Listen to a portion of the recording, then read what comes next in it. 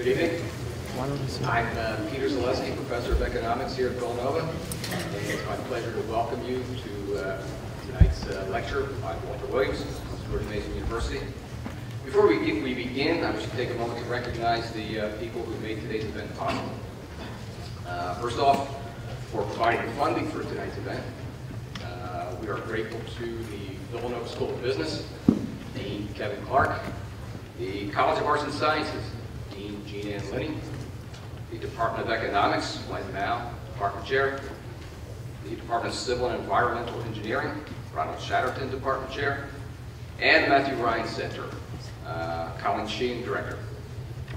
Also, we received a grant from the national headquarters of Omicron Delta Epsilon, and they are the International Honor Society for Economics.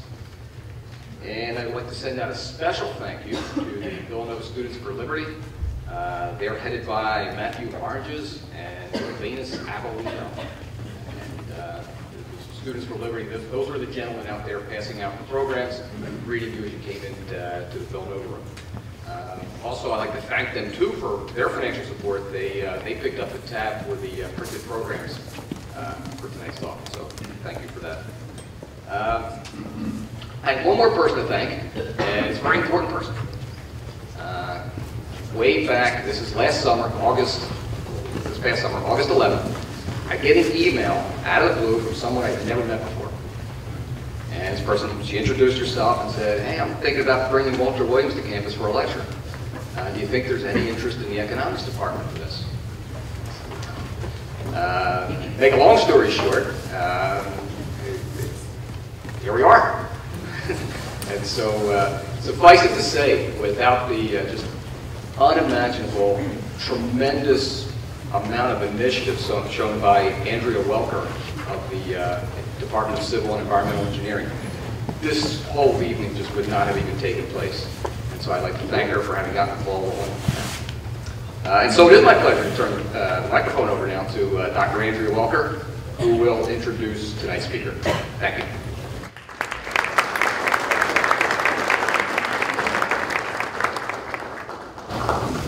Good evening. I'm really thrilled to welcome you all to Villanova tonight, and I'm sure tonight is going to be a very provocative and thought-provoking talk.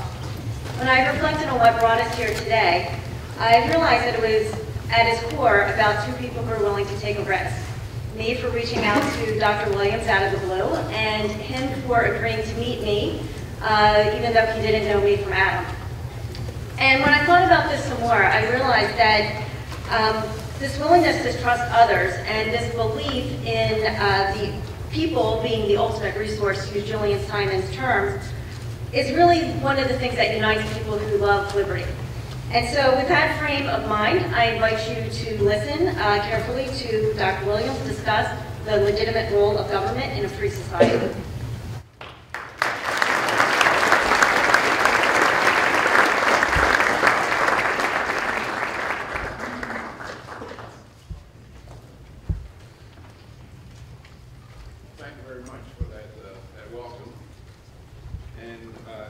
My pleasure to be at Villanova. Again, I haven't been on your campus for a while.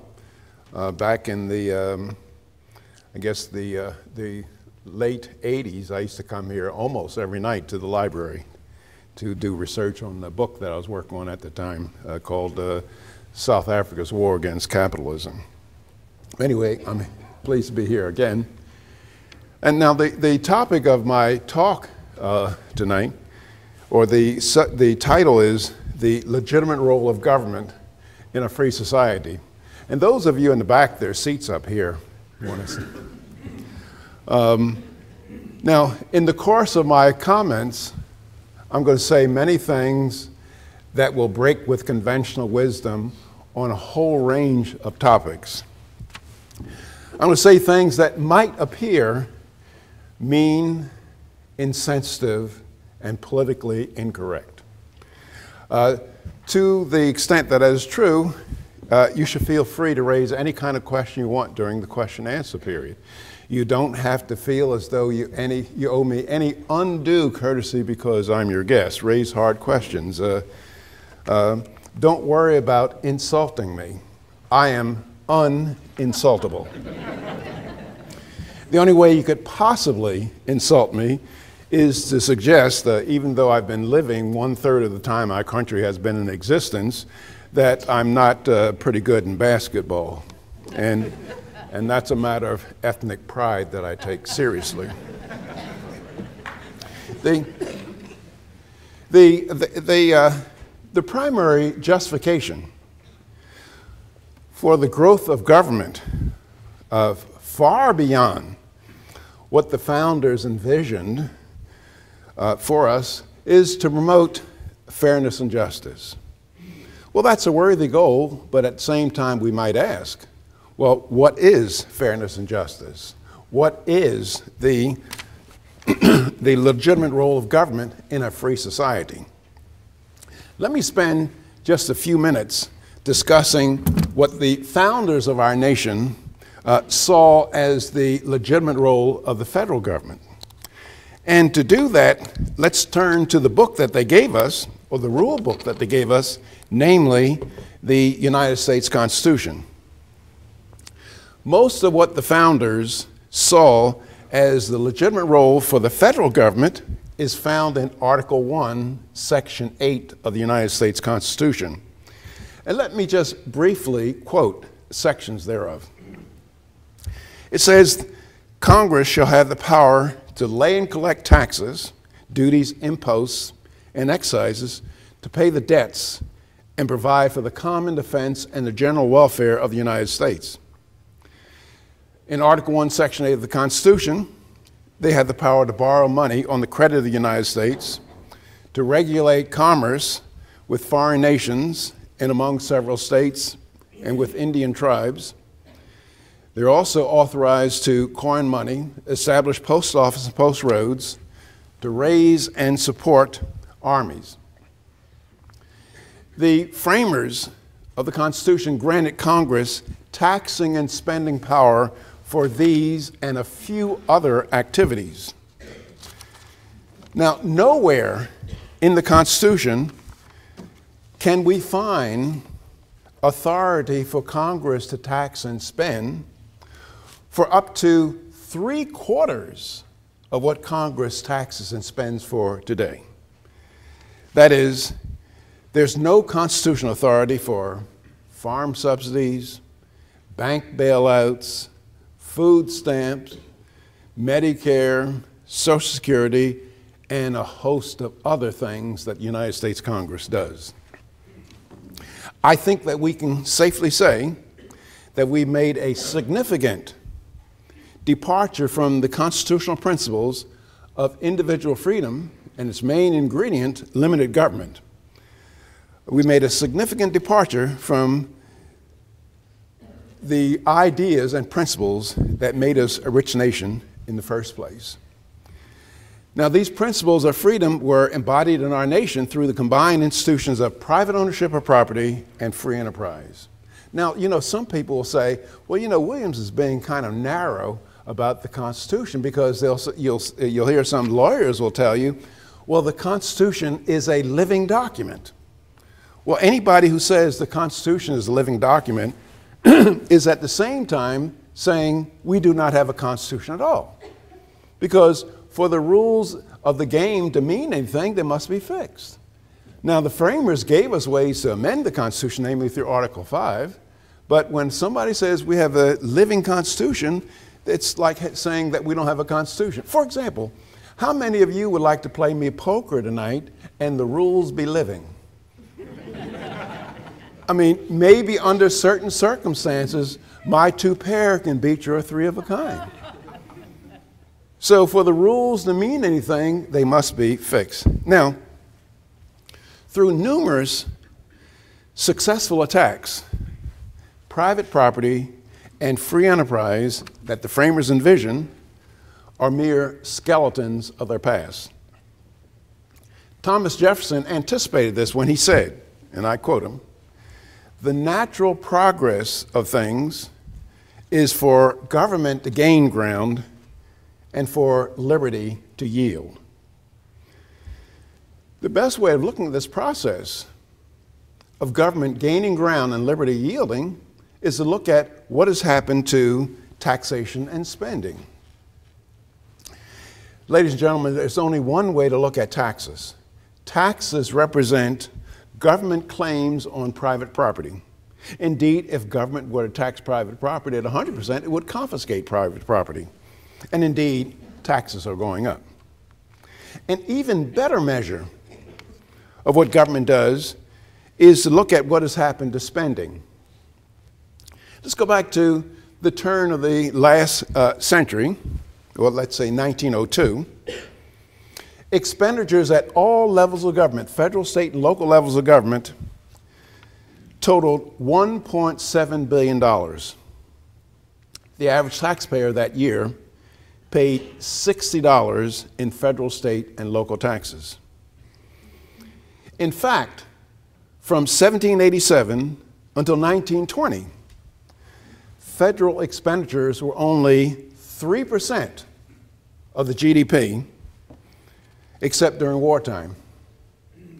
Today, federal expenditures alone are close to $4 trillion, or 30% of the GDP. State and local governments, they spend close to $3 trillion. The average taxpayer today is taxed $10,000 a year in federal, state, and local taxes. Now, what's the significance of all this? Well, the significance is that as time goes by, you and I own less and less of our most valuable resource, namely ourselves and the fruits of our labor. Another way of looking at this is that the average taxpayer works from January 1st until mid or late April, depending on the state that you live, to pay federal, state, and local taxes. That means we're going on 4 months out of the year, and we do not have the rights to decide how the fruits of our labor will be used. Somebody else makes that decision. Now, keep in mind that a working definition of slavery is that you work all year, and it is someone else that makes the decision how the fruits of your labor will be used. Now, in the economic sphere, the founders thought that relatively free markets, or what is called capitalism, was the most effective social organization for the promotion of individual freedom. Indeed, capitalism is defined as a system wherein individuals are free to pursue their own interests so long as they do not violate the private property rights of others. Under capitalism or free markets, there is voluntary exchange. There are private property rights held in goods and services. Indeed, much of the original intent of the United States Constitution, as seen in the document itself and the Federalist Papers that debated the Constitution, was to bring about a climate in which this kind of social organization could occur. That is, peaceable voluntary exchange. Now, the great benefit of the free enterprise system is that through private ownership and control, it minimizes the capacity of one person to coerce another person. Additionally, the coercive powers of the state are minimized. They're restricted to the legitimate functions of the state in a free society. And what are the legitimate functions of government in a free society? Well, one legitimate function is to protect you and me from international thugs violating our private property rights. So that says that there should be national defense. Another legitimate function is to protect you and I from domestic thugs violating our private property rights. So that means that at some level of government there should be police services. Now, when I say private property rights, I'm talking about it in the broadest sense possible. That is, I am my private property. You are your private property. So violating private property rights means things like murder, rape, and theft.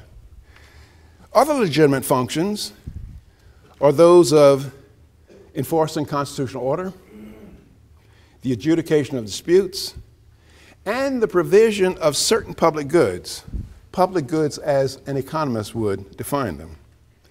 Now, in order for these legitimate and constitutionally mandated functions to be carried out, each citizen is obliged to pay his share of the federal government's expenses.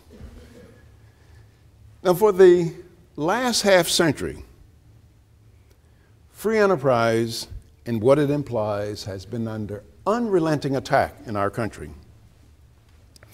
Americans from all walks of life, whether they realize it or not, have demonstrated a deep and abiding contempt for personal liberty, private property rights, and economic freedom. Free enterprise is threatened today in our country not because of its failure. It's threatened because of its success. That is, capitalism has been so successful in eliminating the traditional problems of mankind, such as disease, pestilence, hunger, and gross poverty, that all other human problems appear to us to be at once inexcusable and unbearable. The desire by many Americans to eliminate these so-called unbearable and inexcusable problems have led us away from the basic ideals and principles upon which our prosperous nation is built.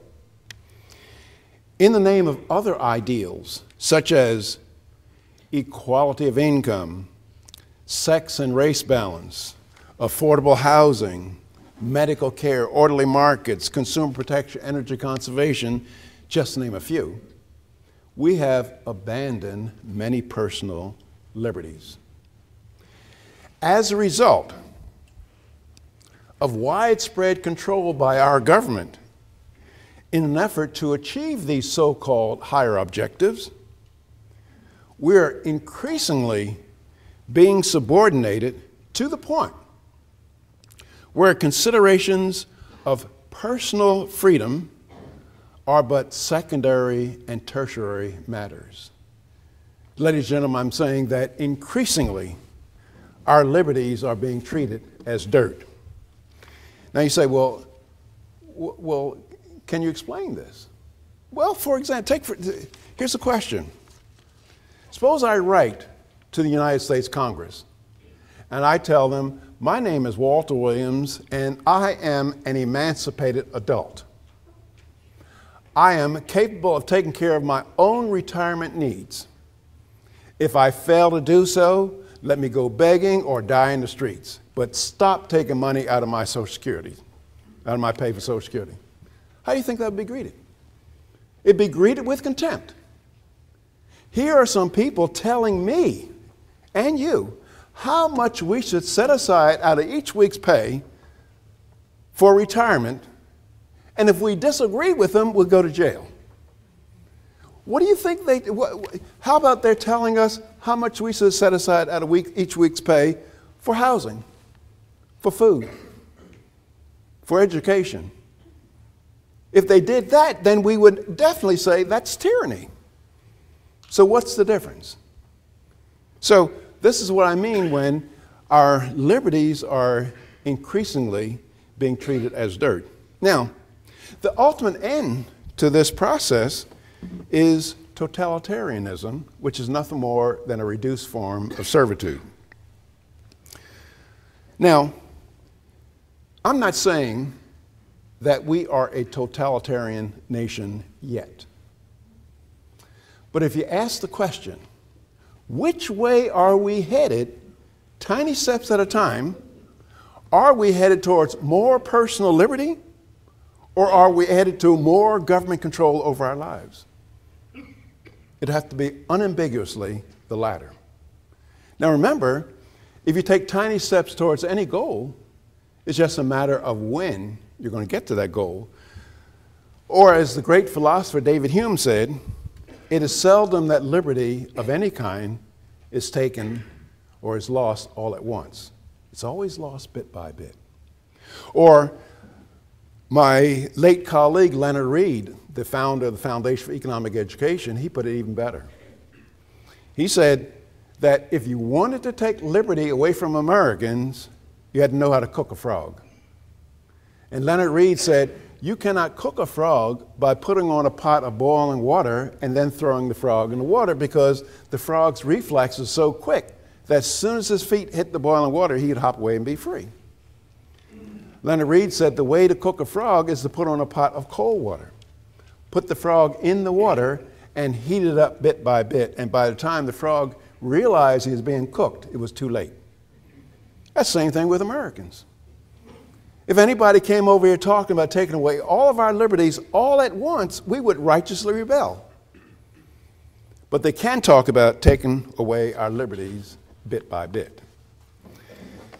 Now, the primary justification for the attack on private property, economic freedom, and privacy can be found in people's desire for government to do good.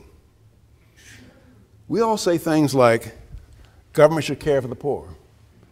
Government should take care of the disadvantaged. Government should help the elderly. Government should help failing businesses. Government should help college students and other deserving segments of our society. Well, it's all nice to say those things, but we have to recognize that government has no resources of its very own. That is what I mean by that, ladies and gentlemen. Those programs coming out of Washington or out of our state capitol, they don't represent congressmen and senators reaching in their own pockets, sending out their money. Moreover, there's no tooth fairy or Santa Claus giving them the money.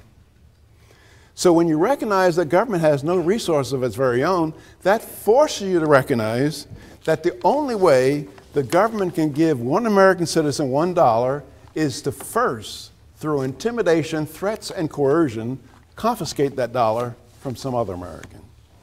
Now, if you believe I'm being too loose with the terminology intimidation, threats, and coercion, you have April 15th to check me out on that. You can tell the agents of the United States Congress that you're only too willing to pay for the constitutionally mandated functions of the federal government, but you're not going to have your money going to farmers or bailing out banks and stuff like that. So you will see all the intimidation, threats, and coercion that you want to see. And if you act too ugly, you'll get shot by the agents of the United States Congress.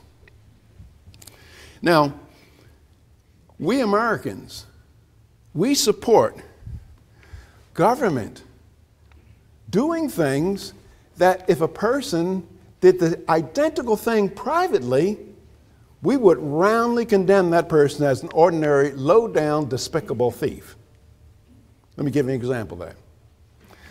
I could see an elderly lady sleeping on a grate in downtown Philadelphia. The lady could be hungry, needs medical attention, and shelter. Now, I could walk up to Andrea with a gun in my hand. I could say, Andrea, give me your $200. Then having gotten her $200, I could go downtown and buy the lady some medical attention, some food, and some shelter. Would you find me guilty of a crime? I'd be guilty of theft, regardless of what I did with the money. Would it be theft if 2 or 3 people agreed that I should take Andrea's money? Would that change it? What about 100,000?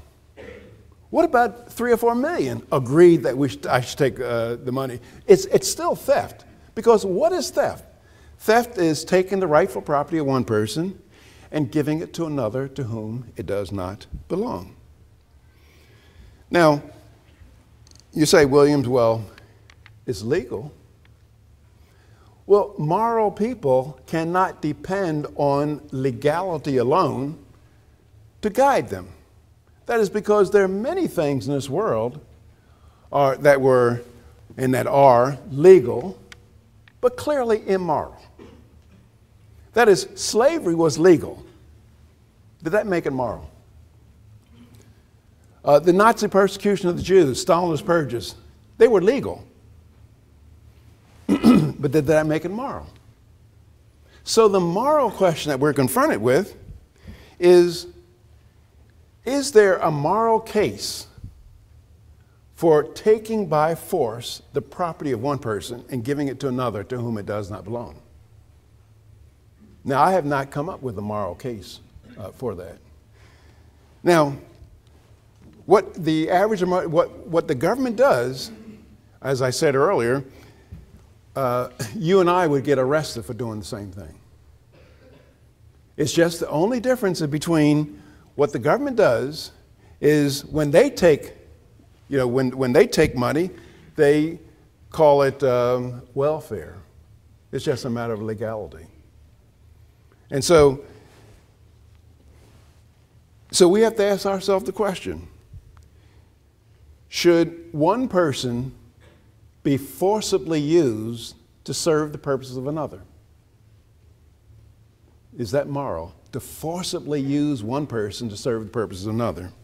And I think it's immoral. Now, before I go on, I think that you find American in need, a fellow American in need, I think it is praiseworthy to help him out. That is, it is laudable to help your fellow man out by reaching into your own pockets to help him out. Reaching into somebody else's pockets to help him out, I think, is worthy of condemnation, and it's despicable. Now, in a free society, we want most, if not all, of our relationships to be voluntary, and we want to minimize involuntary exchange. Another way of looking at it, a lot of people get hung up on involuntary versus voluntary. I always like to say, instead of voluntary exchange, I always like to say, I love seduction, any kind of seduction. Now, I know you young people, your hormones in uproar, and so you don't fully understand what I'm saying. But what's the essence of seduction? Seduction is when we proposition our fellow man in the following way, in the following fashion. We say to him, we proposition him, if you make me feel good, I'll make you feel good. Now, let me give you some examples of that. I walk into my grocer with $3 in my hand, and I proposition him. I say, if you make me feel good, give me that gallon of milk. I'll make you feel good, give you $3. And if that exchange is transacted, he's better off because he valued the $3 more than the milk, and I'm better off because I value the milk more than the $3. And we call that a positive sum game, where both parties are better off in their own estimation. Now, I'm against rape. What's the essence of rape or involuntary exchange? That occurs when we proposition our fellow man in the following fashion. We say to him, if you don't make me feel good, I'm going to make you feel bad. That's where I went to my grocer with a gun in my hand. I say, if you don't make me feel good, give me that gallon of milk. I'm going to make you feel bad, blow your brains out. Clearly, I benefit, but he loses. And we call that a zero-sum game. Now, by the way, a lot of people say, Williams, a lot of these things you complain about, represents that, we are a democracy, we're a majority, and majority rules. Well, I tell them, I don't think gang rape is any better than individualized rape. That is, just because you vote to rape somebody doesn't make it right. Or a majority consensus does not establish morality. And by the way, the framers did not intend for us to be a democracy, did they? No. I mean, the word democracy is not found in any of our founding documents. The framers of our nation had utter contempt for the idea of democracy because they argued, and you read the writings of James Madison and John Adams, they said that democracy gives an aura of legitimacy to acts that are otherwise be deemed tyranny. And you think of, is it the battle hymn of the democracy or the republic? Or do we pledge allegiance to the flag for the democracy for which it stands? I don't think so. Now widespread private ownership and control of resources is consistent with seduction and the minimization of rape. Widespread government ownership is consistent with rape maximization. That is, the essence of our relationship with government is that if we don't make them feel good, they're going to make us feel bad. An example of this was back in 1959. I was driving a taxi cab in Philadelphia, and I was making about $400 a month. And I got this letter, and the letter in effect said, Williams, we want you to stop driving a taxi and making $400 a month, and we want you to start making $68 a month. Well, people don't normally voluntarily switch in that direction. And so the proposition they were saying, giving me, is that if I don't make them feel good by being in their army, they're going to make me feel bad by putting me in jail. In other words, I was being drafted. Matter of fact, I don't even like to use the term draft. My labor services were being confiscated by the government. But we don't have a draft anymore, by the way, don't we? But you have to register for it, right? Young guys have to register for it, sign up. And I would be worried about that, because that's like somebody saying, hey, Williams, we're not going to have slavery anymore, but we want you to sign up. Yeah. I'd be a bit worried about that. Anyway, now despite the bigness and the alleged power of industrial giants like IBM, General Motors, AT&T, people say, well, because these firms are very, very big, we need a powerful government. Well, despite their bigness, what kind of power does Exxon have over you and me, over you and me? That is, what can they force us to do? In order for Exxon to get $1 from me, what must happen? I must voluntarily get out of my chair, voluntarily get in my car, and voluntarily go to this man's lot and voluntarily hand him some money for some gasoline. What kind of power does he have over me? Big business does not have power over us. Now, I would be remiss if I didn't point out that big business can have power over us. But what do they have to do in order to get it? They have to go to the United States Congress to get permission to rip us off. Like Chrysler or General Motors. Or take the farmers. The farmers are having problems. Now, the farmers, if the farmers are having problems, they can come knock on my door. They can say, Williams, can you spare a dime? Now, I'd probably tell the farmers to go play in the traffic. And they know that. So what they'll do, they'll go to their senator, say Senator Dole when he is senator. They'll say, well, if we ask Williams to voluntarily help us out, he's going to tell us to go play in the traffic, so could you use your agents at the IRS and take his money? That's how big business can get money from us. And they're getting a lot of money from us, by the way, by getting permission from our legislators to rip us off. Now, the free market and voluntary exchange are roundly denounced by today's defenders of the new human rights, what I call the new human rights. These defenders of the new human rights are chief supporters of reduced private property rights, reduced rights to profits. They are anti-competition and pro-monopoly. They are pro-control and coercion by government.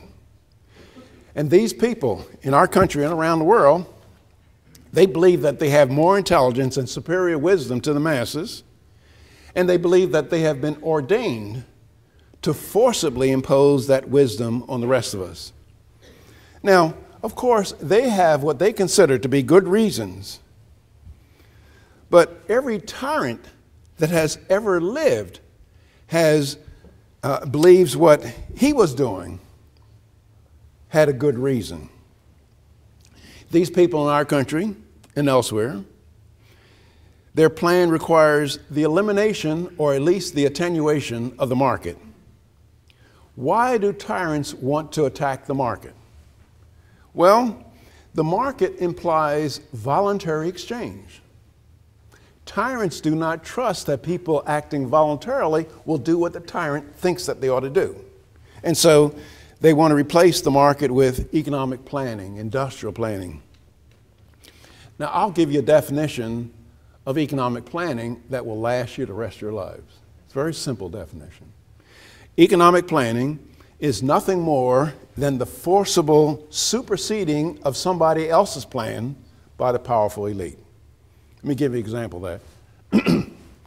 I might plan to buy a Honda motorcycle from a Japanese producer.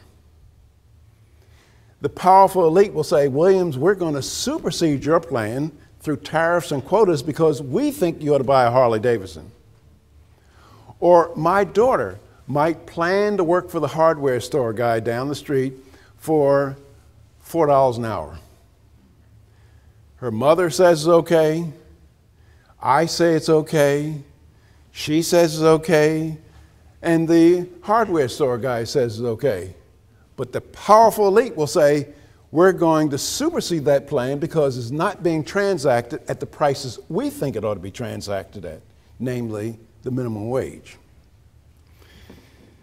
Now, they do this, many of these people are just plain evil people, but many people do all this in the name of good.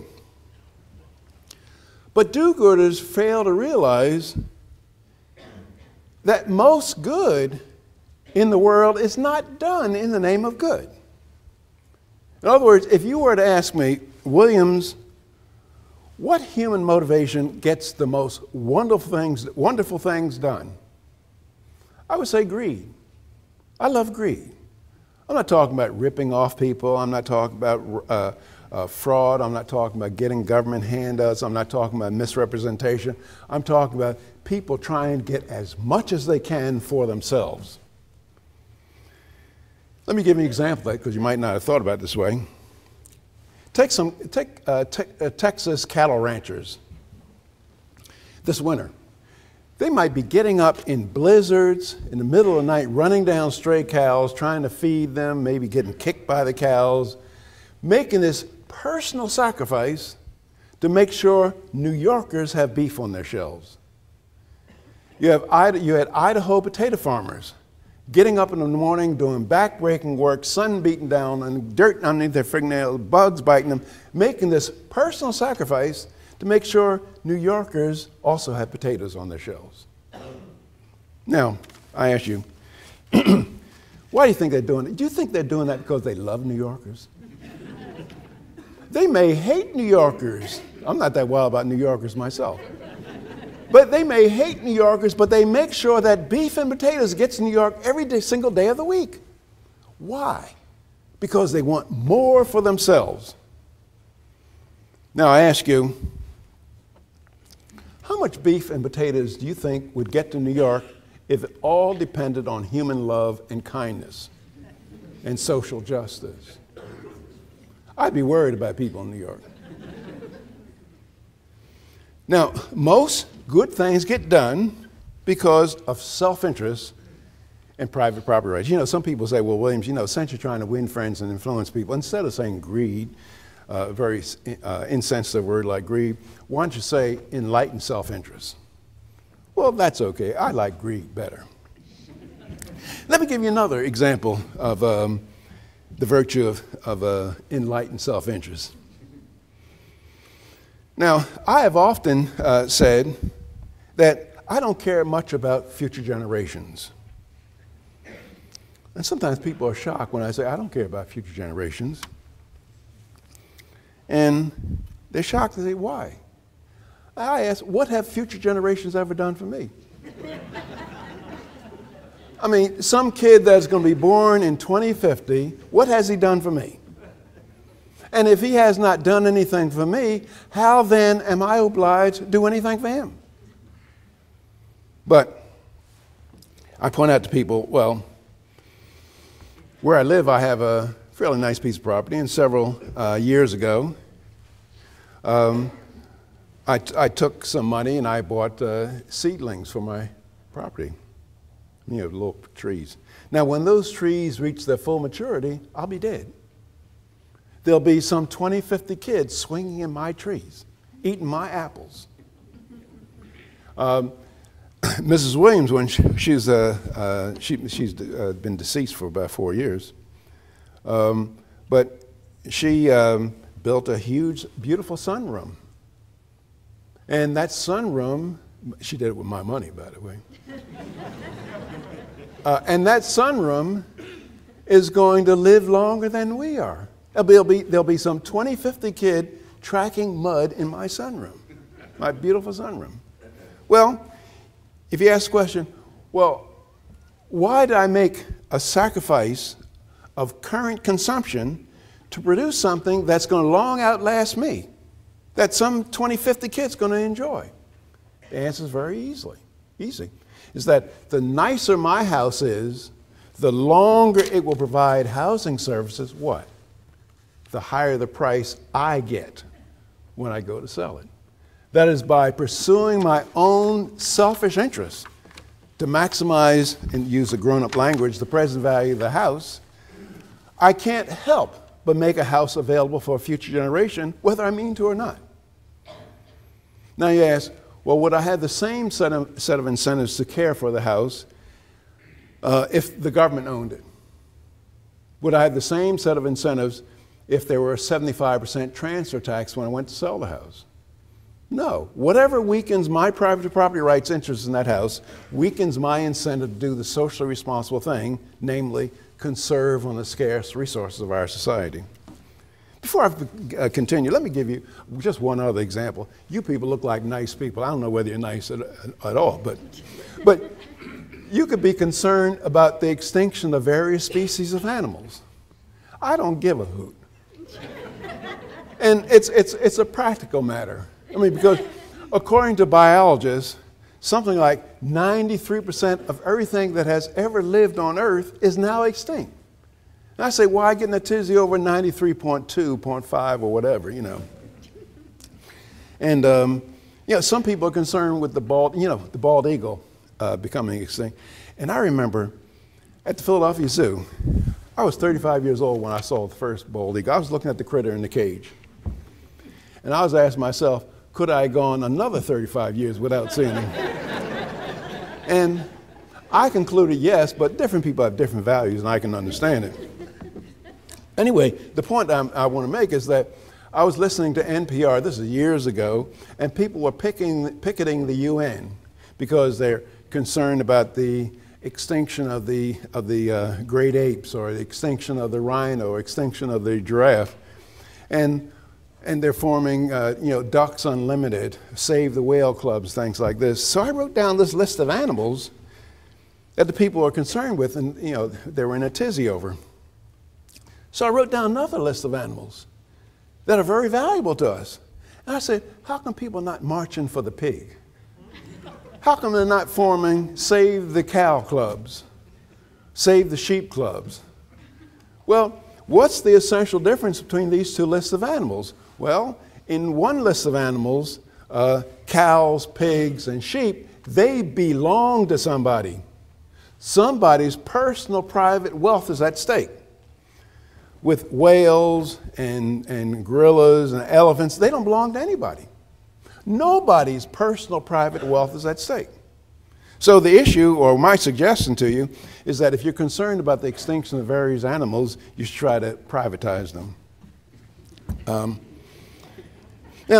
Now, despite the virtues of the free market that I've been talking about, never mind, it was with the rise of capitalism or free markets that brought about more humane societies. That is, brought about better treatment to women, to racial minorities, to the handicapped, to criminals, and the insane. There's considerable hostility towards markets. I was giving a lecture at one college, and a lady stood up and said, well, the free market and United States capitalism is hostile to women. So I asked her, I said, if you're a radical feminist, what country do you want to live in? Saudi Arabia, China, or United States? Or if you go to jail, what country do you want to go to jail in? Is it Turkey or Mexico? You want to go to jail in the United States so you don't miss your HBO shows in the afternoon.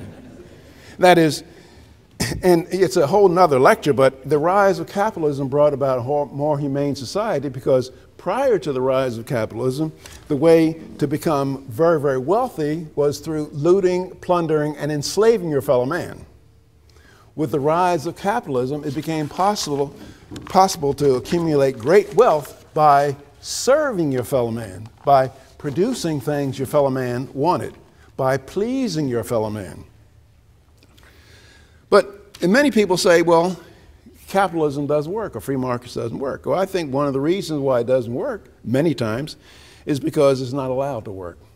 Almost every group in our nation has come to feel that the government owes them a special privilege or a favor. And I might say conservatives are no means exempt from this practice. That is, manufacturers feel that the government owes them protective tariffs. That is, to keep foreign goods out so they can charge you and me higher prices. Farmers feel that government owes them crop subsidies.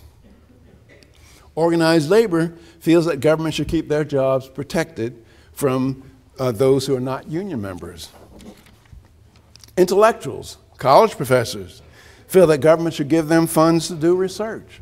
That is, college professors love to get funds for do research on poverty and have meetings in a nice hotel in Miami during the winter to talk about poor people.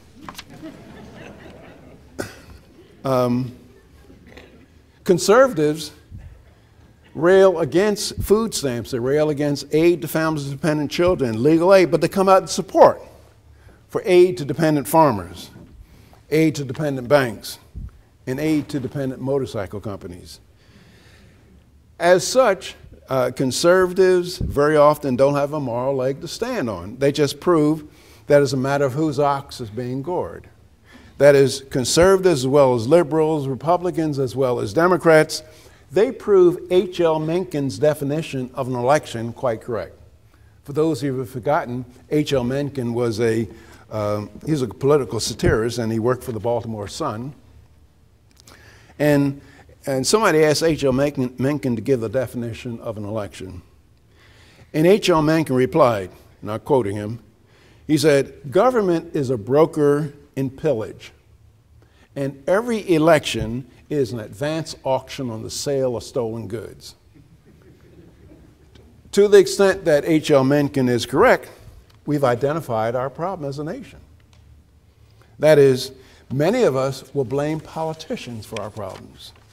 And yes, we can blame politicians, but just a little bit. Ladies and gentlemen, the bulk of the problem lies with you and me, because politicians are doing precisely what people who elect them to office to do. What are they doing? They're using people elect politicians to use the power of their office to take the property of one American and bring it back to them. Now you say, Williams, that's pretty insulting. You know, we in Pennsylvania, we don't do that. Well, imagine that I'm running for the Senate in Pennsylvania, and I go back and forth across the state.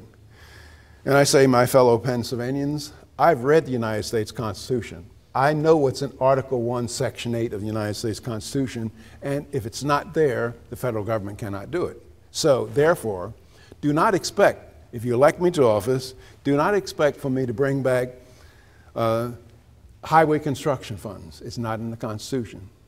Don't expect for me to bring aid to higher education. It's not in the Constitution. Don't expect for me to vote for prescription drugs. It's not in the Constitution.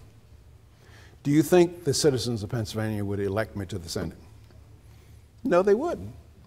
And the tragedy of it is they would be absolutely right not electing me to the Senate. Why? Because if I don't bring back all these billions of dollars for people of Pennsylvania, it doesn't mean that Pennsylvanians will pay a lower federal income tax. All that it means is that New Jersey will get it instead. That is, once legalized theft begins, it pays for everybody to participate. And those who do not participate will wind up holding the brown end of the stick. And for those of you with a rural background, you know what the brown end of the stick is. So, let me kind of conclude. by asking the question, well, what can be done? Well, ladies and gentlemen, I don't know what can be done. And sometimes people say, well, how can the United States get out of the mess that we're in, the fiscal and financial and actually moral mess that we're in? Well, I say, well, I ask them, I throw the question back on them. I say, well, is there any basic difference between Americans and other people? That is there any basic difference between American and the British, or the Spanish, or the French? These are great empires of the past that went down the tubes.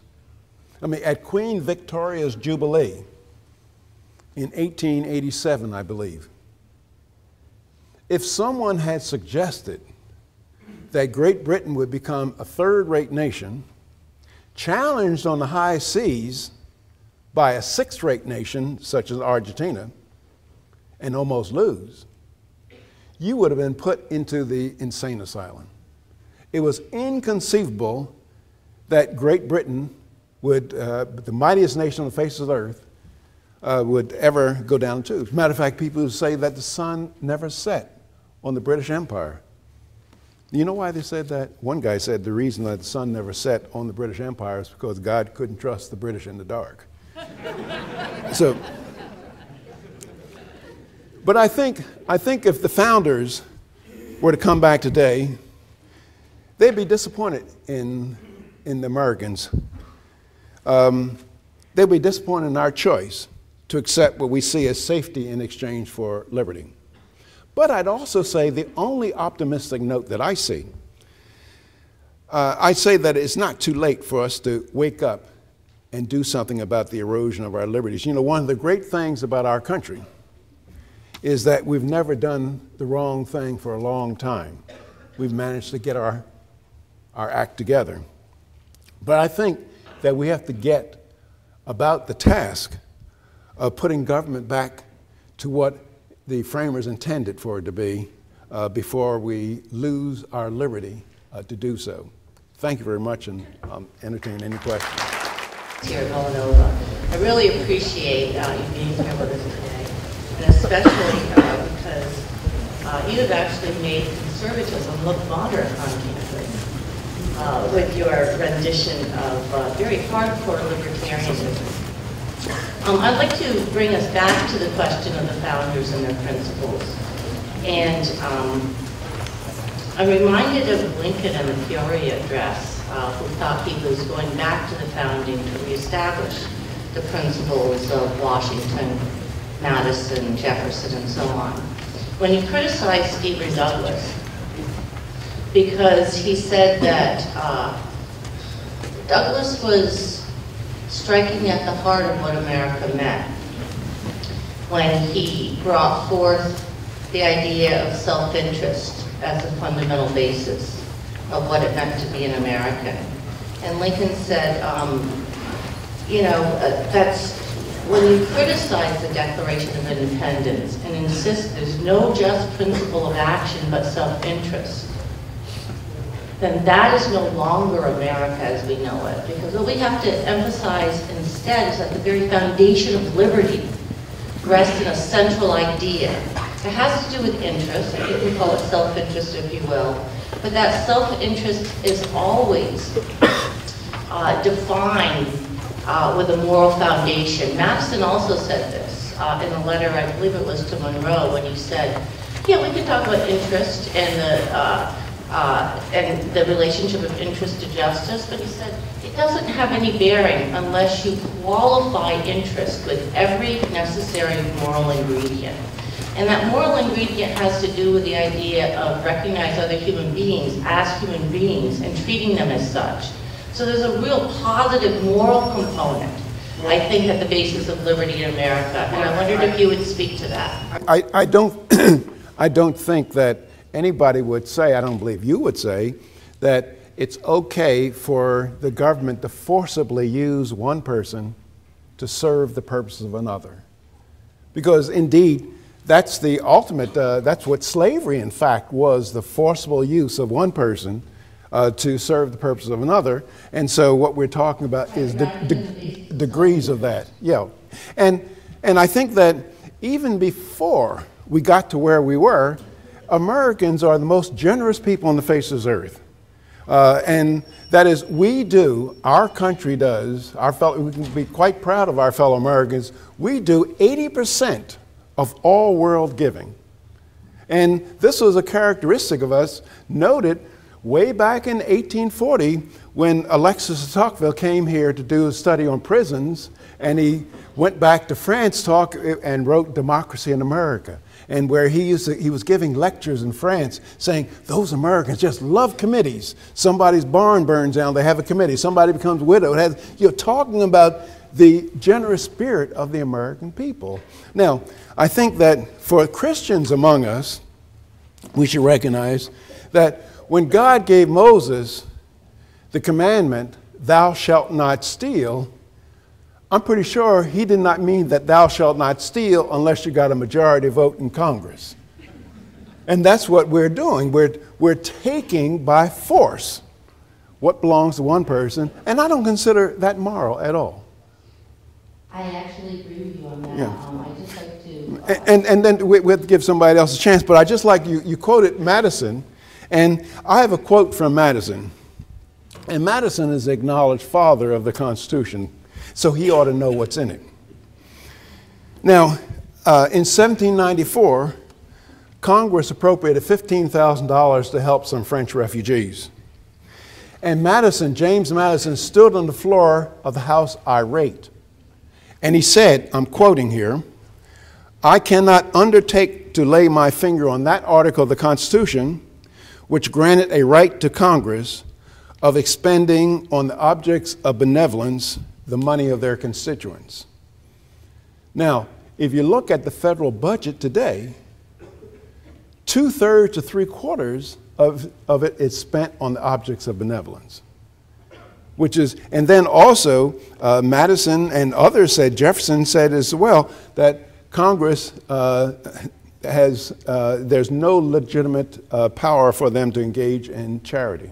But do you agree with Madison that America is founded fundamentally not in self-interest, but in the moral principle of freedom that has to do also with how we treat one another? Of course. I think how we treat one another does not, what I'm saying, I think it's evil to treat one another, for me to go up and say, Andrea, I want you to help him out, and if you don't help him out, I'm going to put you in jail.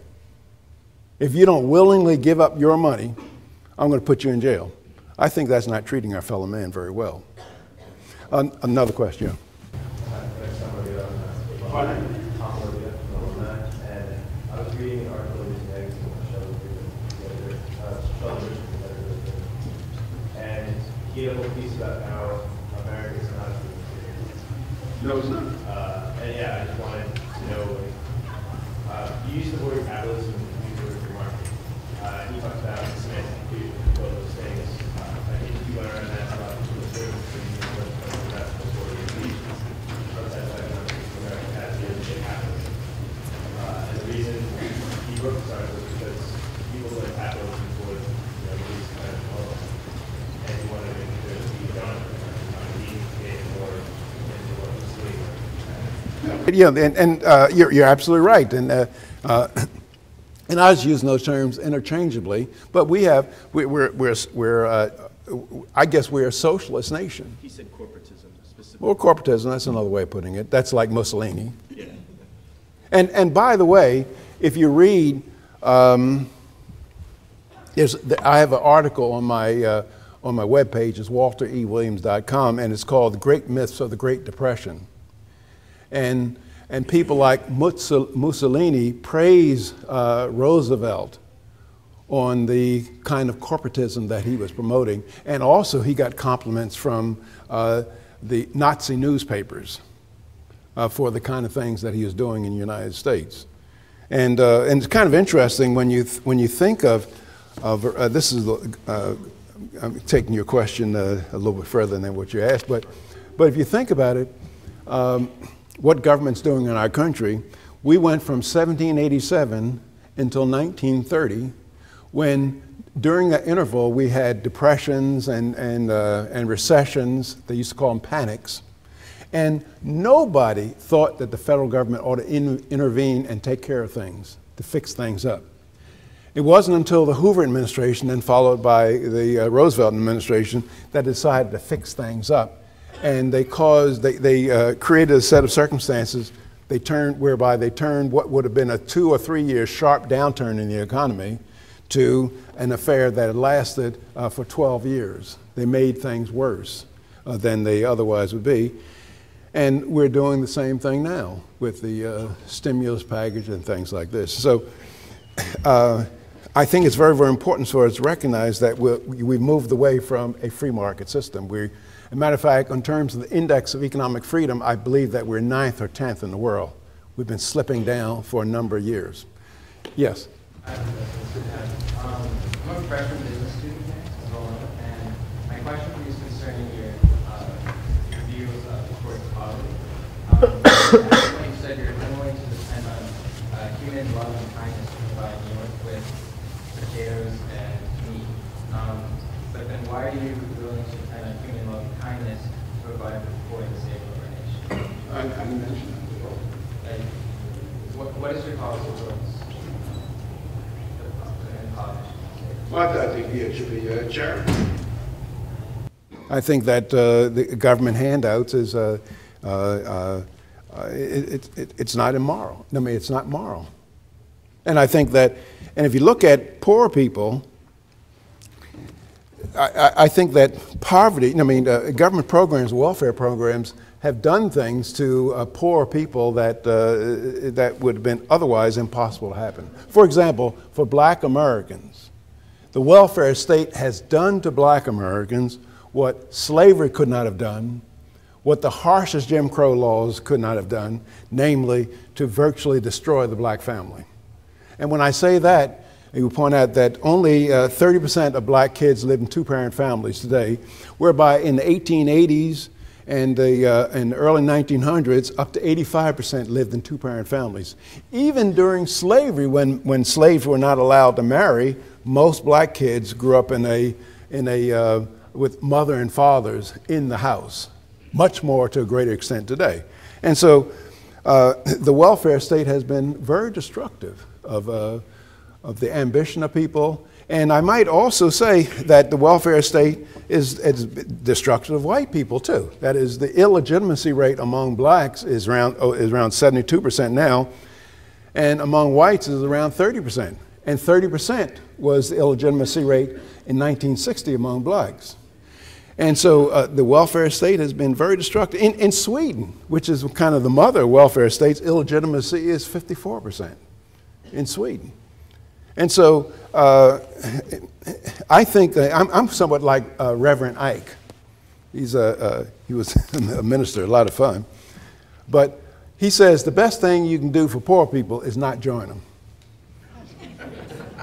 And I've been working my life trying not to be with poor people. Yeah.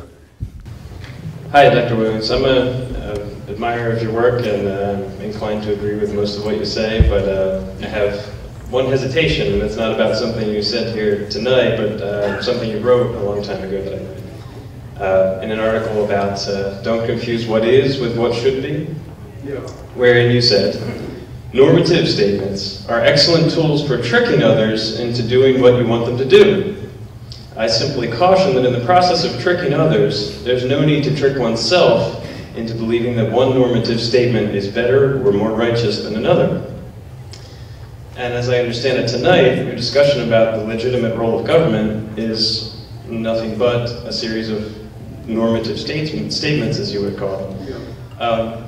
So if all normative statements are the same, or none are better than another, can you persuade me, if you will, or seduce me? Why would I believe your account over whatever the opposite would be? Because my account is better. Now, when I talk about normative versus non-normative statements in class, I'm saying that I'm talking about economic theory.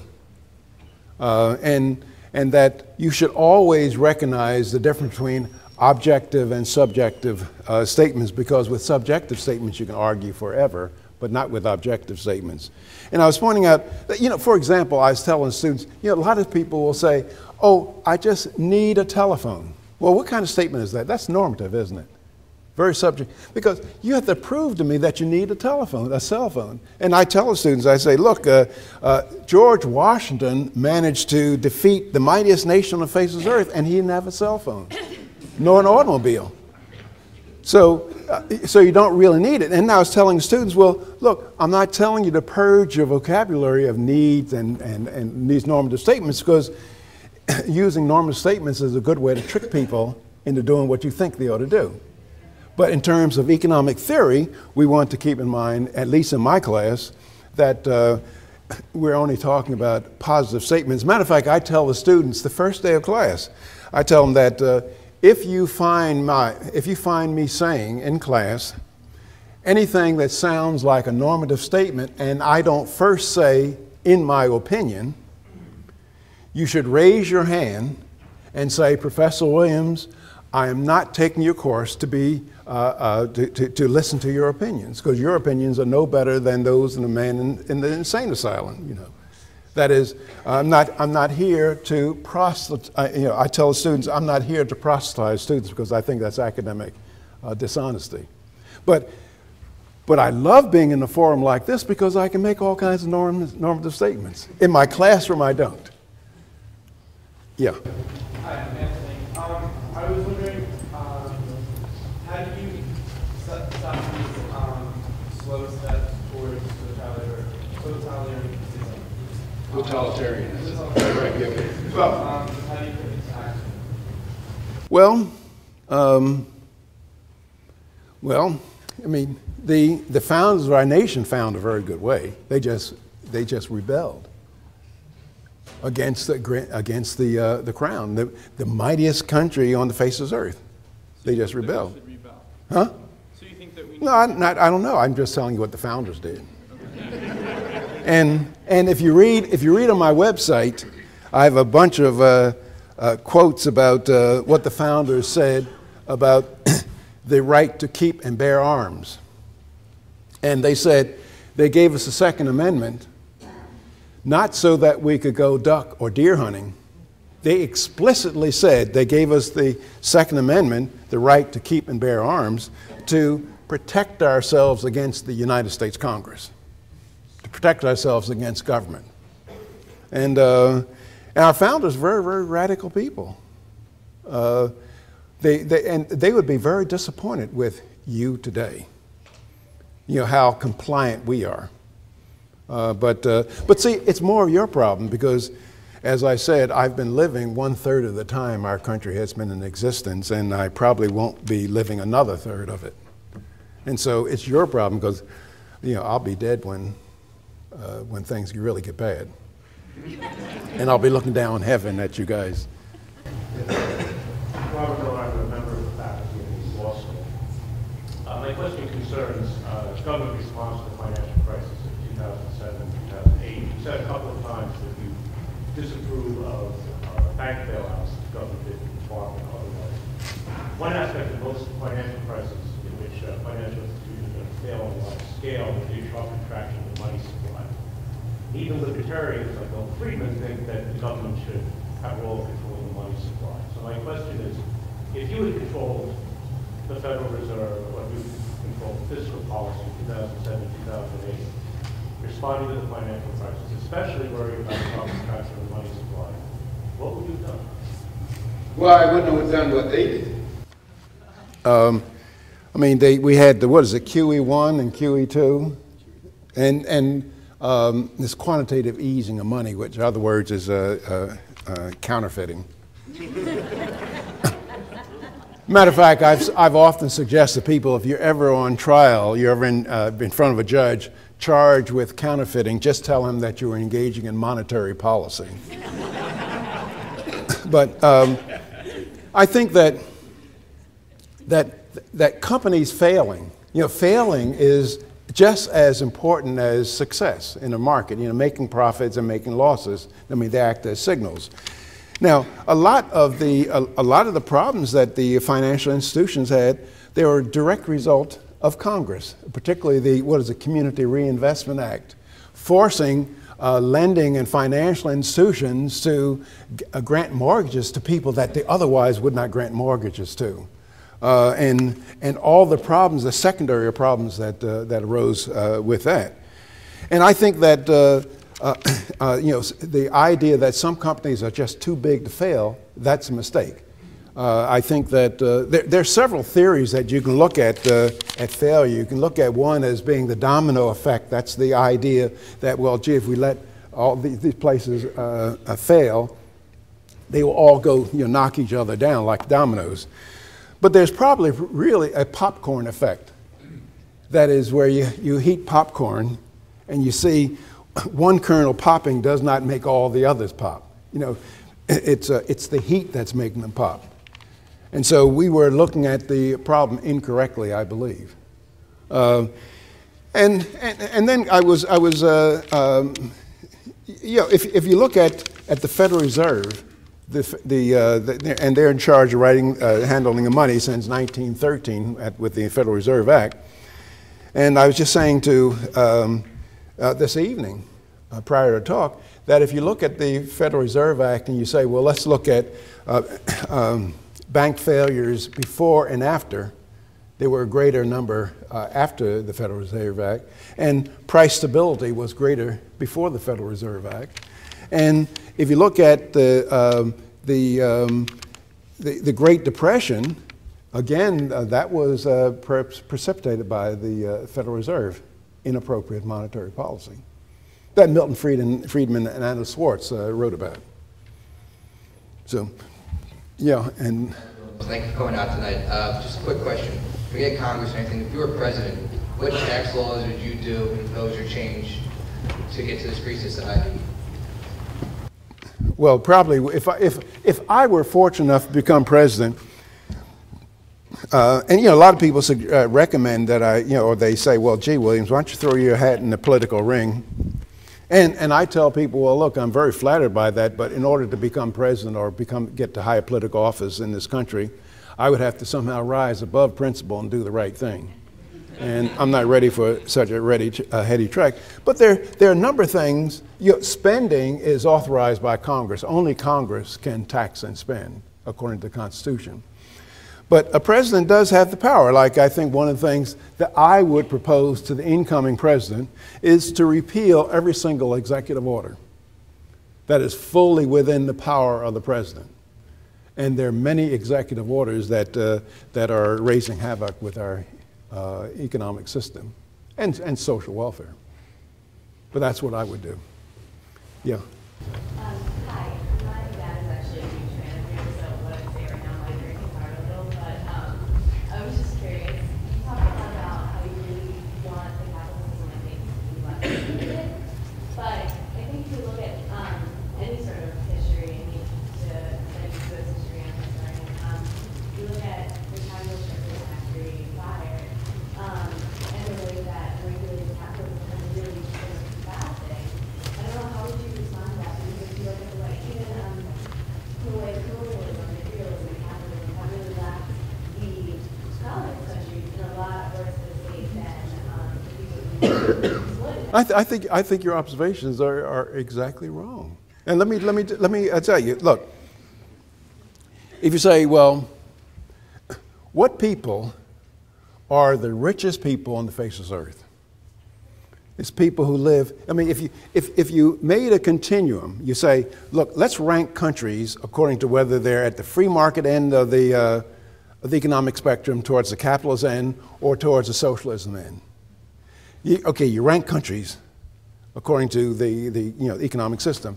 Then you go to the UN and get data and rank countries according to per capita income. And then you go to Freedom House or International Amnesty, then rank countries according to human rights protections. What do you see? You see that the countries that tend towards the free market end, they are the richest people and they have the greatest human rights protections.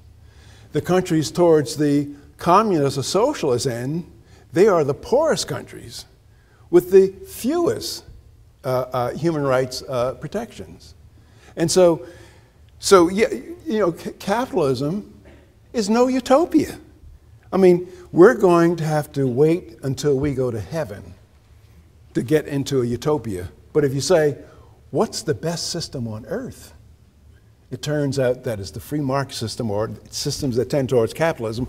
Or if you ask the next question, people all around the world, if they were free to leave their country and come to another country, what would that country be? Probably the United States. But is there a reason the United States is the most powerful and the most rich? Because we're the freest. But because of capitalism, which came on the back of exploiting people and their resources. Well, I mean, I think that the Chinese and the Russians exploited people far more. Do you know? There's an excellent book by Hummel that you should read, and it's called Death by Government. And he points out that the 20th century was the most brutal century in mankind's history. About 172 million people have been slaughtered by their own governments. Now, which governments do you think it were? Russia. Huh? Russia? No, but that's not the king. The Soviet Union No. did not. China's. Mao Zedong is responsible for the estimated slaughter or leading to the deaths of 65 million people. Stalin is around something of 45 million. Hitler is a piker with 18 million. But but you can't compare China and the Soviet Union. I mean, there's a disproportionate change in population size between the Soviet Union. But you're asking the question. You say, well, what country do you want to go to be the freest and the richest? I know, but I'm just saying, you say that no regulation is the best, but the United States is regulated now. Of course. Well, and that came for a reason. Yeah, because what people do, they use the government to rig the market, to get things they cannot get through the market. And going back to colonialism, a lot of people say, well, colonialism is the cause of poverty. That is utter nonsense. That is, you ask the question, well, what's the richest country in the face of the earth? And was it a colony at one time? It was the United States, right? What about Canada? What about Australia, New Zealand, Hong Kong? They were all colonies. And matter of fact, some of the poorest nations were never colonies, such as Nepal. But there are different types of countries, too. There are different colonial systems. You have to make that. I think some people will say, well, what accounts for our riches is the huge natural resources that we have. Well, natural resources cannot explain riches, because if you look around the world, the two most natural resources richest continents are Africa and South America. And they are home to the world's most miserably poor people. The countries that have no natural resources, such as Hong Kong, it has to even import water. And it is the second richest political jurisdiction in the Far East. But the richest country in the world is Qatar, and they are rich because of their natural resources. Oh, no. That's because of oil, and they're dividing a number of people into it. But anyway. I have to agree to disagree, but thank you. Okay, you're welcome, yeah.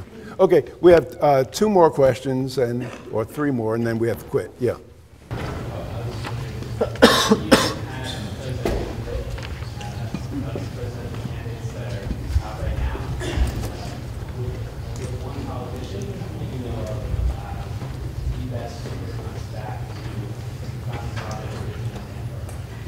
I don't have a pick for a person. Matter of fact, I was explaining that I haven't even looked at the candidates debate any more than 4 minutes. I probably caught the total debate of 4 minutes. And that was because I could not find the remote to change the channel. So I don't listen to them at all. And from what I read about them, I don't see a whole lot of difference between any of them. And if there is a difference, it would be Ron Paul, but he doesn't have a chance of making it. You don't think? No way in the world. Thank you. Yeah. Yes. And then that fellow's final. Yeah. I'm Ben Brendel. I'm a freshman business student here. In your presentation, you said that each man has to pay his share. I was just wondering what you would classify each man's share. Is that, how should that work?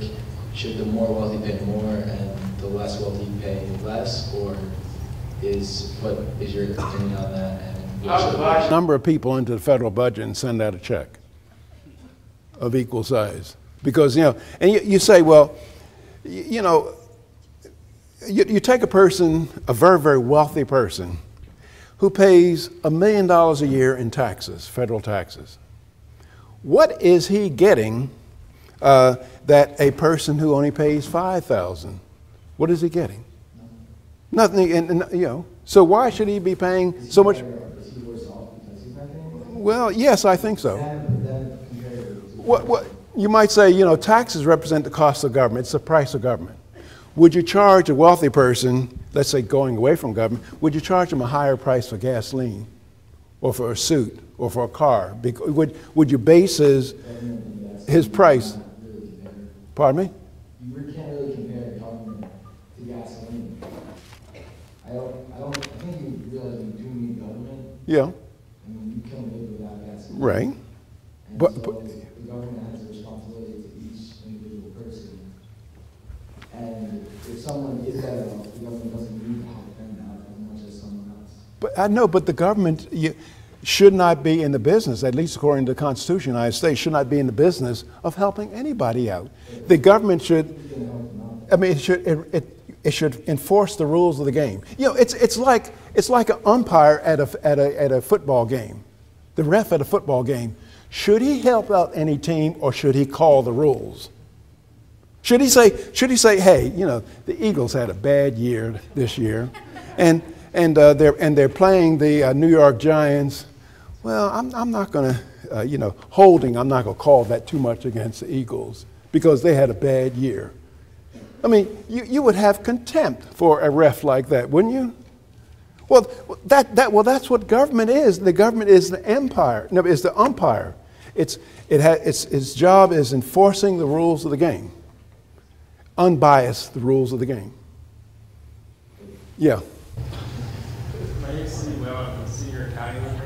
Kind of dealing on the tax question. About this one. With government spending clearly out of control, would you recommend auditing the government, Federal Reserve? How would you personally control government spending and get it back under control? I don't think you could. I mean, if the government, if Congress were to obey the United States Constitution, it would get in control because they wouldn't be doing all the things that they're doing now. Or have a spending limitation amendment to the United States Constitution. That the federal government, matter of fact, I worked with Milton Friedman, Bob Bork, and this back in 1978, and a number of very distinguished economists, Bill Niskanen and James Buchanan, and we wrote a spending limitation amendment to the United States spending limitation amendment to the United States Constitution, and it was shepherded through the Senate by Senator Lugar. And actually in 1982, the Senate voted and passed the spending limitation amendment, but the House of Representatives, Tip O'Neill, would not bring it to the floor. And in 1986, when it was introduced again, it didn't even pass the Senate. And what our amendment said is that the federal government is limited to 18%. The spending could not exceed 18% of the GDP. And we had a lot as a matter of fact, the amendment is in the back of it's in the appendix of Milton Friedman's Free to Choose book.